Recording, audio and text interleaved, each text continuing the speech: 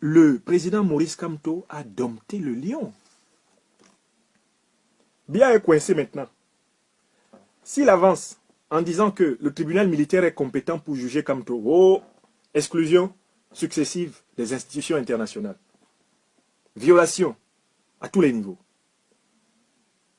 Mais si Biya recule en disant non, finalement, le tribunal militaire n'est pas compétent, Kamto peut rentrer chez lui. Oh, Kamto dit, donc je n'ai rien fait de mal, je continue ma route.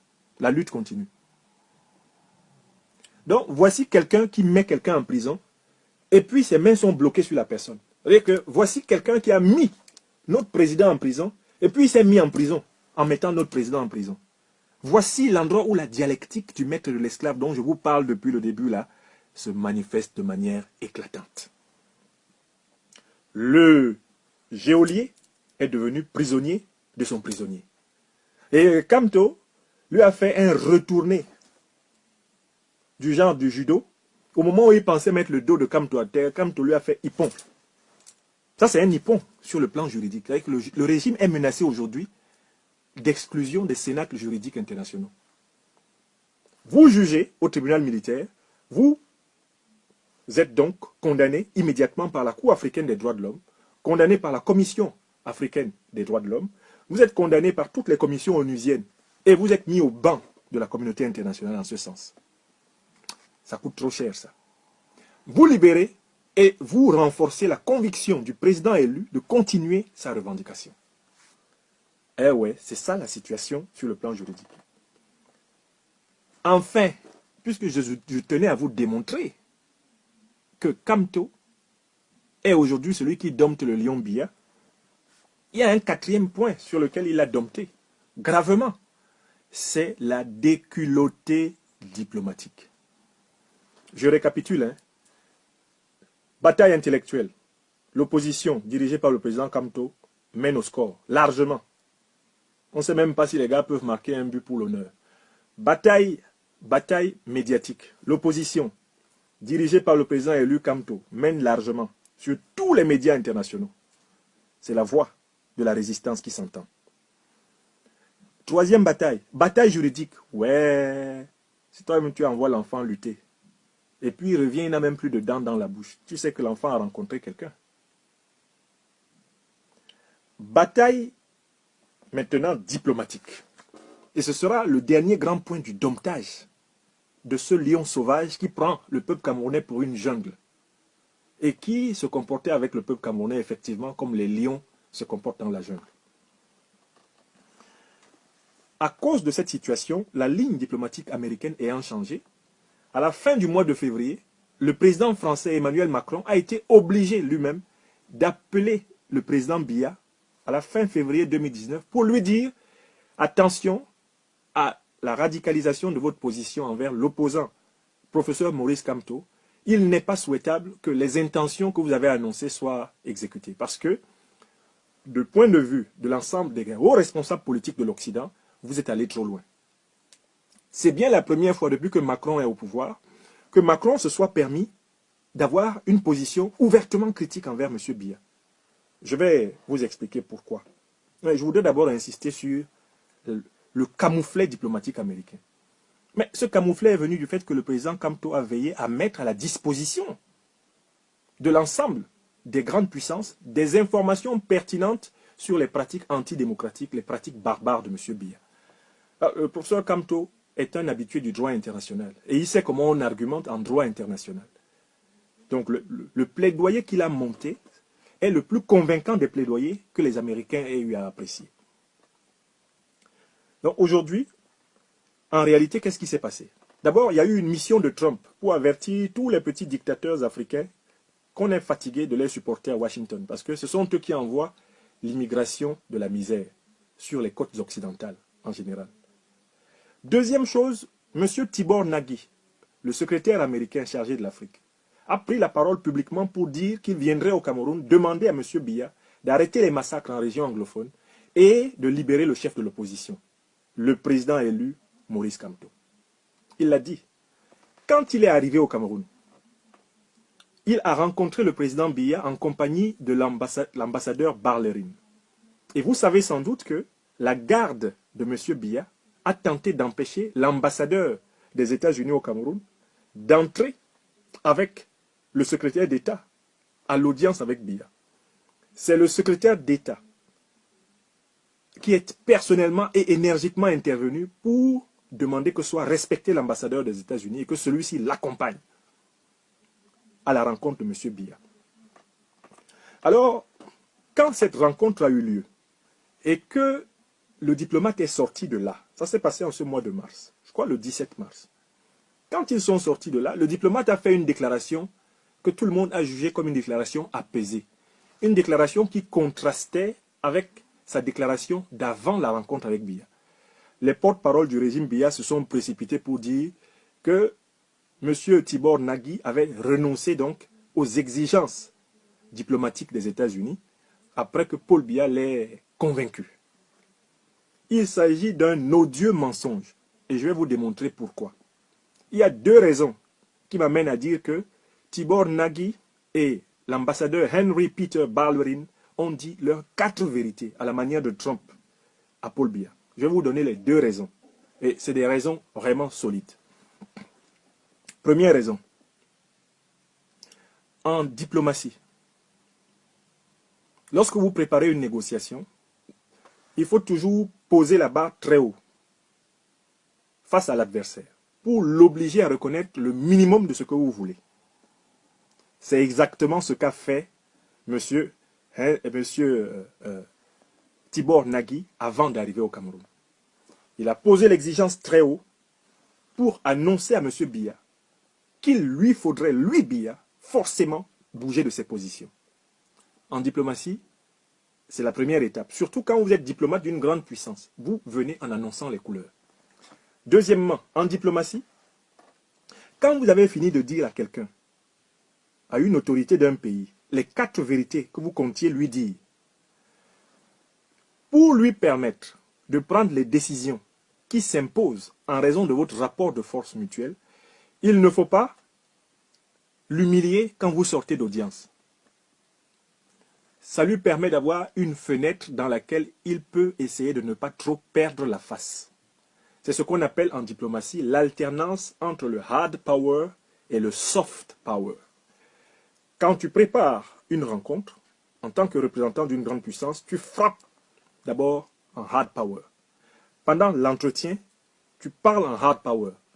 Quand tu as fini l'entretien et que tu sors de l'entretien, tu laisses une fenêtre, une porte de sortie à celui à qui tu as parlé en hard power pour qu'il puisse inventer lui-même les circonstances dans lesquelles il va rétro-pédaler sur ses décisions. C'est ce qu'on appelle le soft power. En français, on dit il a soufflé le chaud et ensuite il a soufflé le froid. Ça, c'est la première raison. C'est une raison qui renvoie aux arcanes de la diplomatie. Et vous savez très bien que je suis un habitué des hautes affaires de l'État pour être conseiller politique au plus haut niveau de nos républiques depuis pratiquement une dizaine d'années.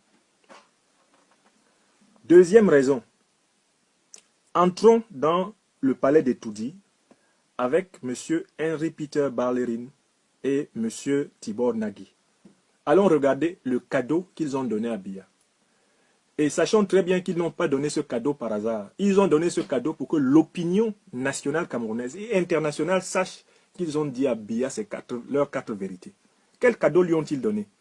Un tableau montrant Paul Biya à la Maison Blanche en compagnie du président George Walker Bush, le père, celui qui a été président après Ronald Reagan.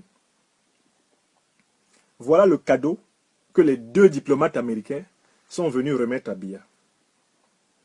Ce cadeau est tout un message. Nous, ça fait pratiquement 6 présidents américains qui se sont succédés. Vous êtes toujours président. Nous sommes venus vous rappeler que ça suffit. D'ailleurs, Biya, si vous regardez bien la vidéo, va trembler de peur au moment où on lui montre le cadeau. Il va trembler de peur et avoir même une perte de mémoire en demandant, alors qu'il voit bien la photo, c'est où? C'était où? Vous avez la vidéo qui est disponible. Biya demande aux diplomates américains, c'était où? On dit non, à la Maison Blanche. Ça pouvait être où? Lui, Biya peut rencontrer George Bush père où? Est-ce qu'il a reçu George Bush père à Yaoundé? Alors, en fait, la question posée par Biya, c'était où? a été pour lui une ultime ruse pour ne pas toucher le tableau de ses mains. Parce que Biya, c'est un fétichiste. C'est quelqu'un qui croit qu'il y a des choses qui maudissent. Donc, il avait tenté de toucher le tableau, mais quand il a vu que le tableau, en réalité, était un message politique, il l'a lâché et l'a fait prendre par son personnel.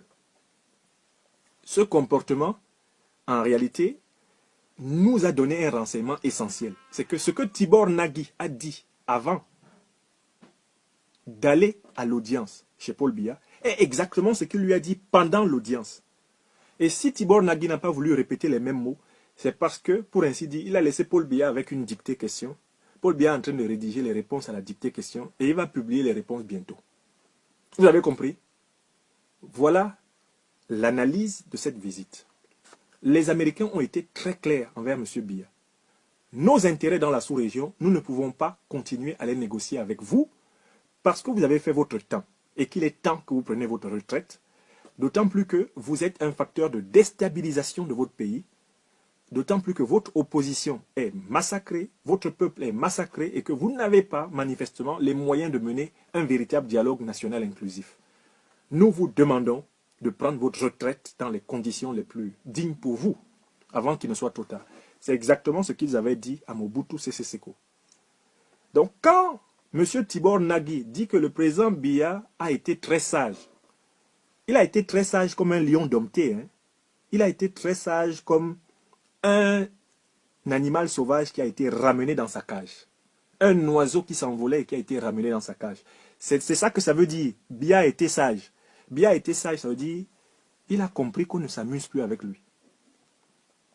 Il a compris que ça va mal finir s'il continue comme il a commencé.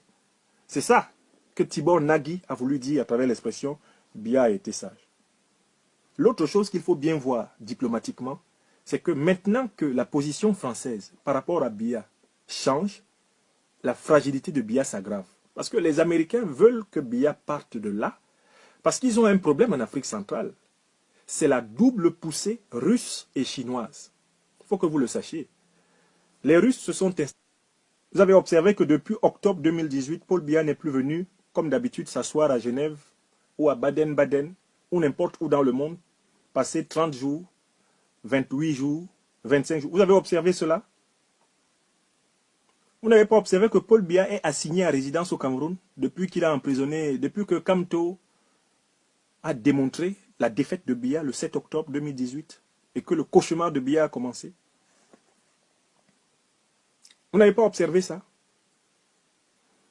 Vous n'avez pas observé que Biya, depuis octobre 2018, n'a pas cessé d'inventer des complots, des accusations militaires contre le président Kamto? Vous n'avez pas observé cela? Que Biya est sur le pied de guerre contre tout le peuple camerounais? Il était sur le pied de guerre contre une partie du nord du Cameroun, sur le pied de guerre contre le nord-ouest et le sud-ouest du Cameroun. Maintenant, Biya est sur le pied de guerre contre tout le peuple camerounais. Bon, quand vous êtes sur le pied de guerre contre tout un peuple, vous ne pouvez pas vous éloigner. Vous devez être sur le théâtre des opérations pour mener les opérations. Biya est obligé de surveiller ses propres troupes. Parce que Biya sait maintenant que s'il tourne le dos, ses troupes peuvent à tout moment se retourner contre lui. Biya sait que le peuple camerounais ne regrettera pas sa chute. C'est la première raison pour laquelle il a du mal maintenant à partir. Biya sait que les clans qui, à l'intérieur de son propre régime, se préparent à s'affronter pour sa succession, que ces clans profiteront de sa moindre erreur pour entrer en conflit. Les Mebengo, les Ababa, les Marafa n'ont pas encore fini avec Biya. Ils ont leurs cellules dormantes qui s'apprêtent à régler des comptes terribles. C'est pour ça que j'ai dit au peuple camerounais de se méfier que quand le pouvoir Biya tombera, il ne tombe pas sur le peuple. Le pouvoir Biya est comme un mur menacé d'écroulement. Il faut que le peuple camerounais sache de quel côté se trouver pour que ce mur ne tombe pas sur lui. J'ai utilisé cette métaphore la semaine passée.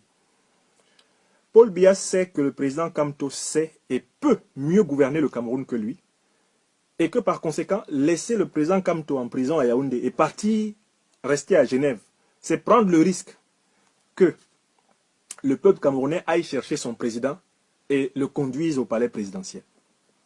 Donc, Biya a maintenant peur de quitter le Cameroun parce qu'il sait que le président élu, Maurice Kamto, est au Cameroun. Si Biya était capable d'exiler le président Maurice Kamto, il le ferait. Le seul problème de Biya maintenant, c'est que le président Kamto est prisonnier au Cameroun. Or, quand un peuple vous reconnaît comme son président, où que vous soyez, vous êtes son président. Hein. Le fauteuil présidentiel, ce n'est pas un objet, c'est une confiance. Le peuple camerounais a confiance au combat que mène le professeur Maurice Kamto.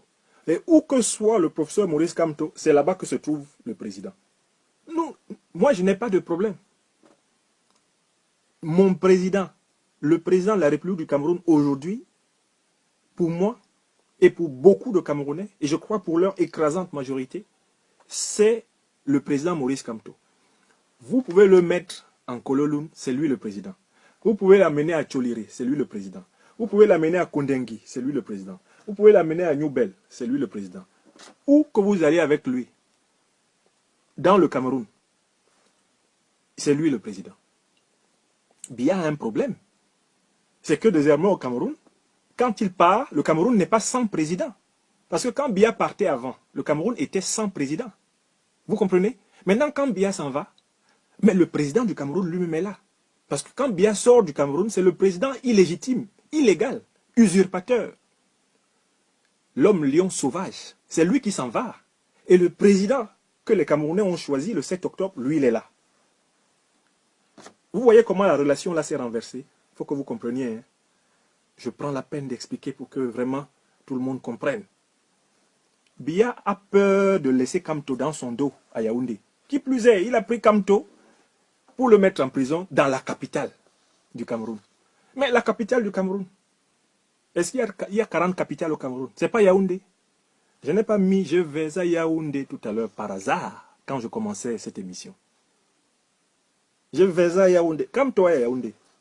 Paul Biya aussi est à Yaoundé. Quand Paul Biya s'en va, le vrai président reste. C'est vrai ou c'est faux? Quand le faux président vient à Genève, n'est-ce pas que le vrai président est au Cameroun?